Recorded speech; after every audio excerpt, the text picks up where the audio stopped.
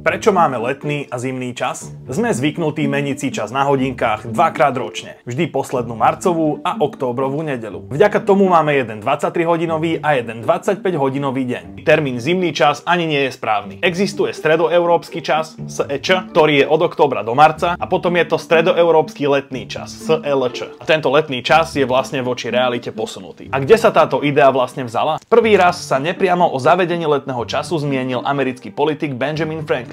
Bol názoru, že ľudia by mali skôr vstávať a ísť skôr spať, aby efektívnejšie využili denné svetlo. A táto myšlienka sa neskôr uchytila. Na území Rakúsko-Uhorska, teda tam, kde sme boli my, bol letný čas spolu s inými krajinami zavedený počas prvej svetovej vojny. Netešil sa ale veľkej obľúbe a tak bol zrušený, len aby bol viackrát opakovane zavedený až do roku 1996, kedy sa hodinky takmer všetkých krajín v Európe zladili a dohodli sa na systéme, aký máme dodnes. V súčasnosti je toto striedanie časov stále horúcou témou a